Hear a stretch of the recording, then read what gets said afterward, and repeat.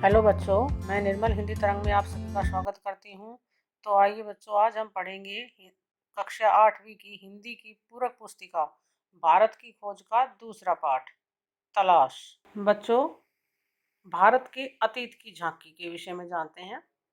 बीते हुए सालों में मेरे मन में भारत ही भारत रहा। लेखक कहते हैं कि बीते जितने वर्ष थे उसमें मेरे मन में केवल भारत ही भारत रहा। इस बीच मैं बराबर उसे समझने और उसके प्रति अपनी प्रतिक्रियाओं का विश्लेषण करने की कोशिश करता रहा हूँ। भारत को जानने की, उसका विश्लेषण करने की, ये मैं प्रयास करता रहा। मैंने बचपन की ओर लौटकर याद करने की कोशिश की कि मैं कब कैसा महसूस करता था। मेरे मन में इस अवधारणा ने कैसा धुंधला रूप ले लिया था और मेरे ताजा अनुभव ने उसे कैसा संवारा था। आखिर यह भारत है क्या?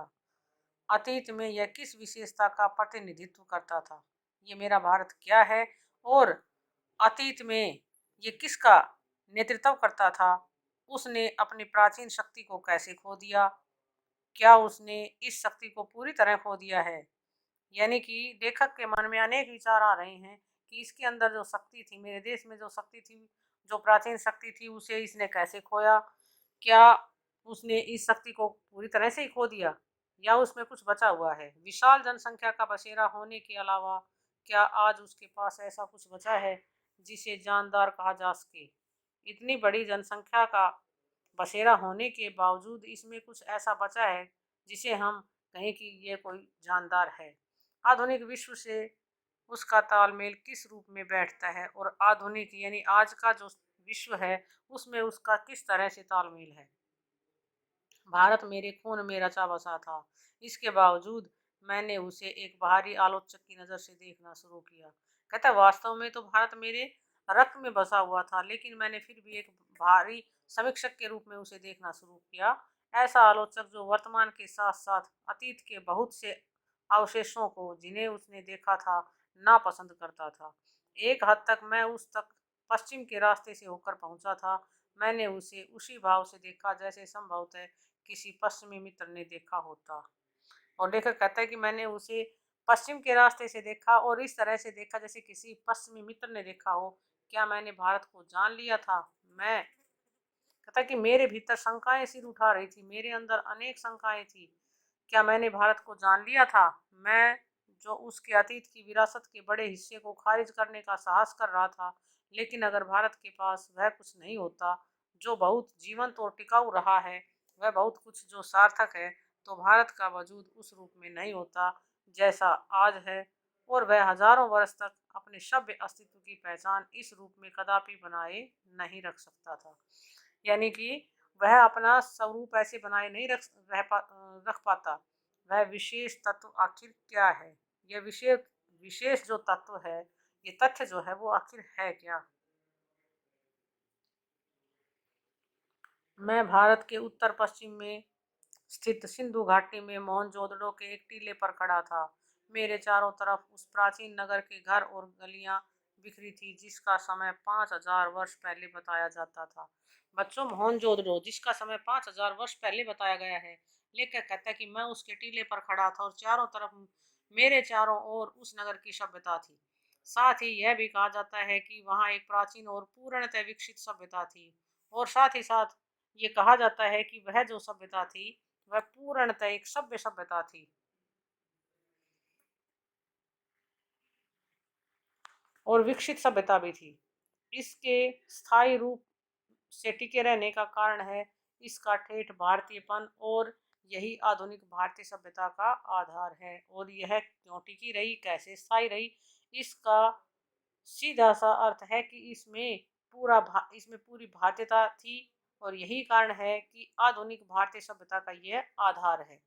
यह विचार आश्चर्यचकित कर देता है कि कोई संस्कृति या सभ्यता इस प्रकार 5-6 हजार वर्ष या उससे भी कुछ अधिक समय तक निरंतर बनी रहे। और कहते हैं कि ये सब चीजें अचंभित करती हैं कि कोई संस्कृति या उसकी सभ्यता 5-6 हजार वर्ष तक किस प्रकार से टिकी रह सकती हैं, निरंतर बनी रहे, वह भी बराबर परिवर्तनशील और विकासमान रहकर। और उसके साथ साथ वह लगातार परिवर्तनशील और विकासमान रहकर बच्चों इधर चित्र में ये मोहनजोदड़ो की एक नाली और उसका विशाल प्रवेश द्वार दिखाया गया है। आगे देखिए, फारस, मिस्र, ग्रीस, चीन, अरब, मध्य एशिया और भूमध्य सागर के लोगों से बराबर निकट संपर्क रहा। और फारस से मिस्र, ग्रीस, चीन, अरब, मध्य एशिया, भूमध्य सागर के लोगों से इसका बराबर संपर्क रहा। यद्यपि भारत ने उन्हें प्रभावित किया और स्वयं भी उनसे प्रभावित हुआ, फिर भी उसका सांस्कृतिक आधार इतना मजबूत था कि वह हिला नहीं। यानी कि उन सभ्यताओं ने भारत को प्रभावित किया और भारत ने उनको, लेकिन भारत की नींव नहीं हिली। इसकी मजबूती का रहस्य क्या है, और इस मजबूती का रहस्य क्या है? मैंने भारत का इतिहास और उसके विशाल प्राचीन साहित्य के कुछ अंशों को पढ़ा। लेखक कहता है कि मैंने भारत के इतिहास और उसका जो प्राचीन जो साहित्य है उसके कुछ अंशों को मैंने पढ़ा। मुझ पर विचारों की तेजस्विता, भाषा की स्पष्टता और उसके पीछे सक्रिय मस्तिष्क की स्मृति ने गहरा प्रभाव डाला। और कहता है मुझ पर विचारों की जो उसकी तेजस्विता थी, भारत भाषा की जो स्पष्टता थी, उसके पीछे जो मस्तिष्क की स्मृति थी, उन सब ने मुझ पर बहुत गहरा असर डाला। मैंने उन पराक्रमी यात्रियों के साथ भारत की यात्रा की जो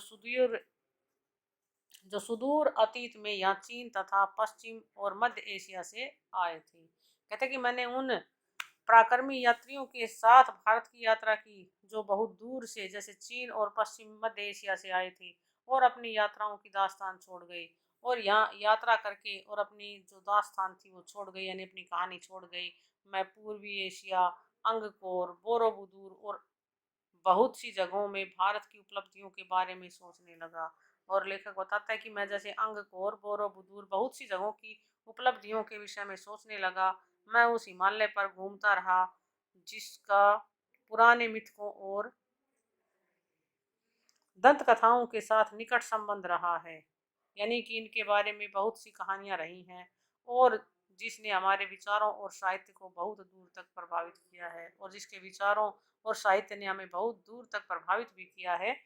पहाड़ों के प्रति प्रेम मेरे मन पहाड़ों के प्रति मेरे प्रेम ने और कश्मीर के साथ मेरे खून के रिश्ते ने मुझे उनकी ओर विशेष रूप से आकर्षित किया। और फिर लेखक बताता है कि पहाड़ों के प्रति मुझे सदैव प्रेम रहा है और कश्मीर के साथ मेरा खून का रिश्ता रहा है। इस कारण मैं उस ओर विशेष आकर्षित हुआ। इस महान पर्वत से निकलकर भारत के मैदानों में बहने वाली भारत की विशाल नदियों ने मुझे आकर्षित किया, और इसके साथ साथ हिमालय से निकलकर मैदानों में बहने वाली, कहते हैं कि नदियों ने मुझे अपनी तरफ आकर्षित किया और इतिहास के अनगिनत पहलुओं की याद ताजा की। और इतिहास के न जाने कितने अनगिनत पहलुओं की याद उन्होंने ताज़ा की। इंडस यानी सिंधु, जिसके आधार पर हमारे इस देश का नाम पड़ा इंडिया। बच्चों, सिंधु नदी जिसे इंडस भी कहते हैं, उसी के आधार पर हमारे देश का नाम इंडिया और हिंदुस्तान पड़ा, और जिसे पार करके हजारों वर्षों से यहाँ जातियाँ और कबीले, काफिले और फौजें आती रही। ब्रह्मपुत्र इतिहास की मुख्य धारा से लगभग कटी हुई, पर पुरानी कहानियों में आज भी जीवित।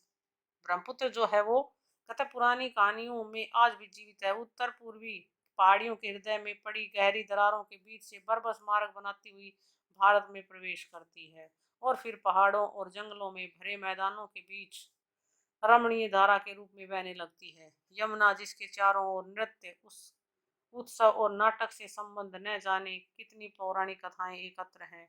इन सब से बढ़कर है भारत की नदी गंगा। कौन सी नदी बताई बच्चों? गंगा, जिसने इतिहास के आरंभ से ही भारत के हृदय पर राज किया। यानी कि गंगा ने तो कहता है पुराने इतिहास के समय से हमारे भारत के दिलों पर राज किया है, और लाखों की तादाद में लोगों को अपने तटों की ओर खींचा है, और लाखों की संख्या में लोगों को अपने अपने किनारों की तरफ खींचा है। प्राचीन काल से आधुनिक युग तक गंगा की गाथा भारत की सभ्यता और संस्कृति की कहानी है। प्राचीन काल से लेकर आधुनिक युग तक गंगा की जो कहानी है वह भारत की सभ्यता और संस्कृति की कहानी है। मैंने पुराने स्मारकों और भग्नावशेषों को और पुरानी मूर्तियों और भित्ति चित्रों को देखा। अजंता, एलोरा, एलिफेंटा की गुफाओं और अन्य स्थानों को देखा। और फिर लेखक बताता है कि मैंने बहुत से ऐसे स्मारक जो खंडित अवस्था में थे, पुरानी मूर्तियाँ, भित्ति चित्र यानी जो दीवारों पर बनाए हुए चित्र थे वो, अजंता, एलोरा, एलिफेंटा की गुफाएं, इन सब को देखा। मैंने आगरा और दिल्ली में कुछ समय बाद बनी खूबसूरत इमारतों को भी देखा, और उन सब के बाद दिल्ली और आगरा में बनी हुई सुंदर इमारतों को भी कहता है मैंने देखा, जहाँ तक जहाँ का प्रत्येक पत्थर भारत के अतीत की कहानी कह रहा था, और वहाँ का प्रत्येक जो पत्थर था वो भारत के प्राचीन इतिहास की कहानी कह रहा था। मैं अपने शहर इलाहाबाद में या फिर हरिद्वार में महान स्नान पर्व कुंभ के मेले में जाता हूँ और देखता हूँ कि वहाँ अब भी सैकड़ों और हजारों की तादाद में लोग आते हैं, वैसे ही जैसे हजारों वर्ष से उनके पुरखे गंगा स्नान करने के लिए भारत के सभी कोनों से आते रहे हैं। और आज भी बच्चों हम लोग देखते हैं कि कुंभ के मेले में हमारे पूरे भारत से लोग वहां पर स्नान करने के लिए आते हैं। मुझे 1300 साल पहले चीनी यात्रियों और कुछ दूसरे लोगों द्वारा लिखे इन पर्वों के वर्णनों की याद आ जाती है। और फिर लेखक कहते हैं कि मुझे 1300 वर्ष पहले चीनी यात्रियों और दूसरे लोगों द्वारा लिखी गई बातें मुझे याद हो आती हैं, क्योंकि उस समय भी ये मेले पुराने पड़ चुके थे, क्योंकि उस समय भी ये मेले जो है वो पुराने पड़ चुके थे और अनजाने प्राचीन काल में गुम हो गए थे। मुझे हैरत होती है कि वह कौन सी प्रबल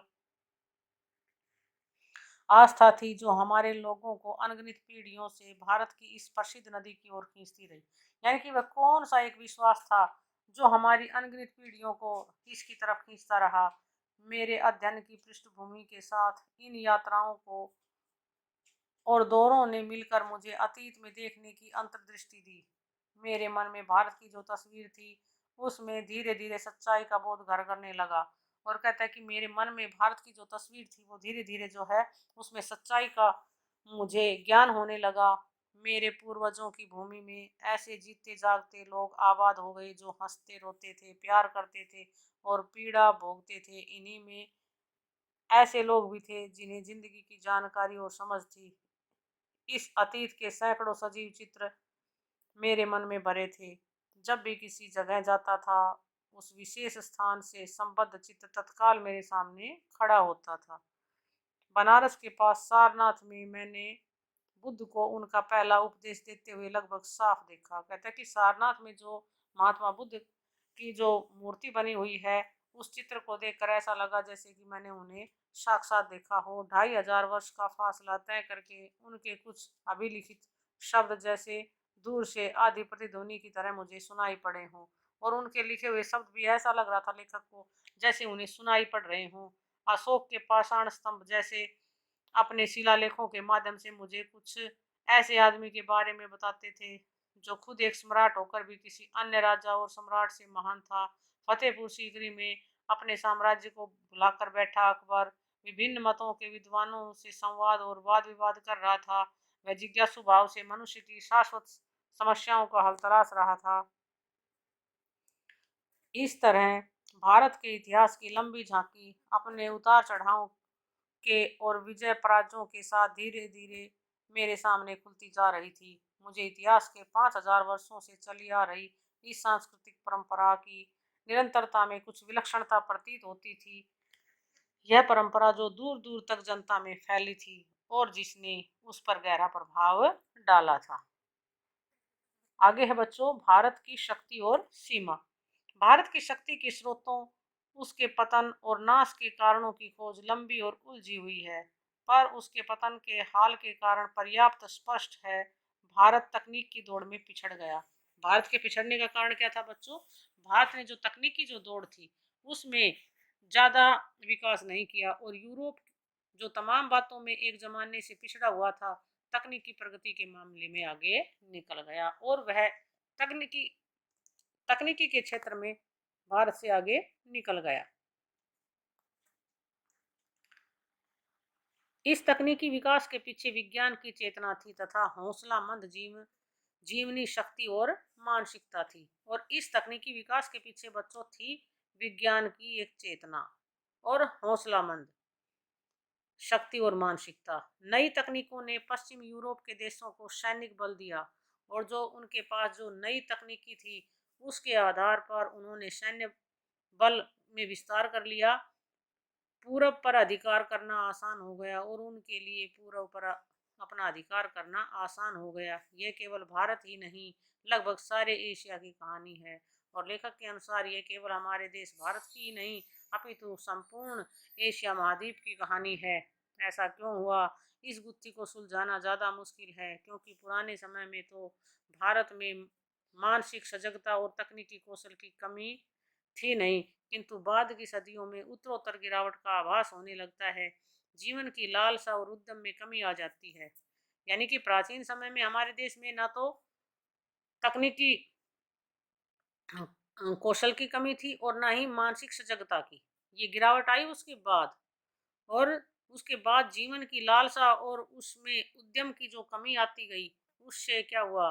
क्षीण होती रचनात्मक प्रवृत्ति की जगह अनुकरण की प्रवृत्ति ने ले ली, और उन सब से ये चीजें कमजोर पड़ती चली गई, और लोगों में रचनात्मक यानी कि स्वयं कुछ रचना करके कोई चीज ग्रहण करने की बजाय लोगों में अनुकरण की जो प्रवृत्ति थी वो घर कर गई।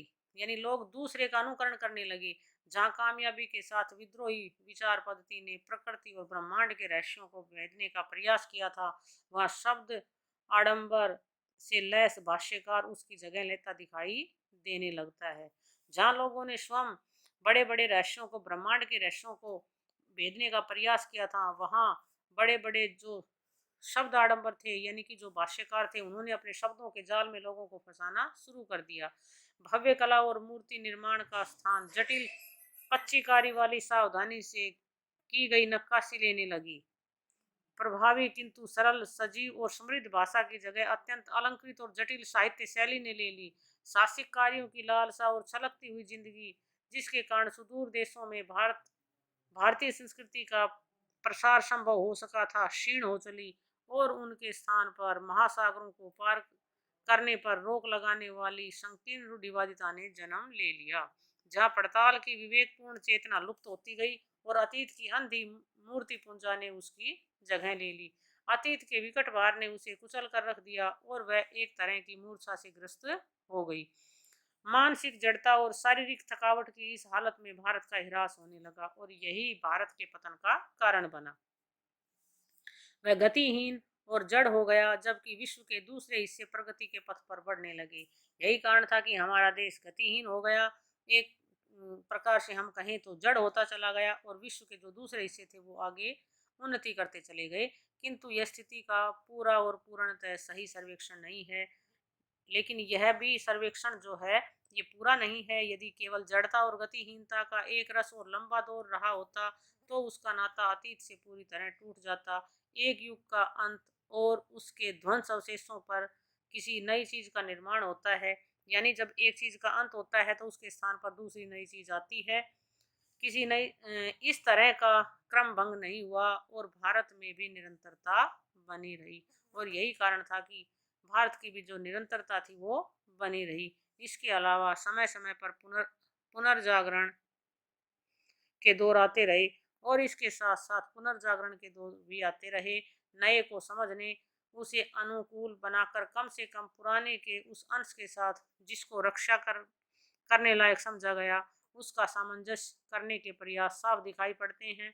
अक्सर पुराने का केवल बाहरी ढांचा प्रतीक के रूप में बचा रहा और उसकी अंतर्वस्तु बदल गई।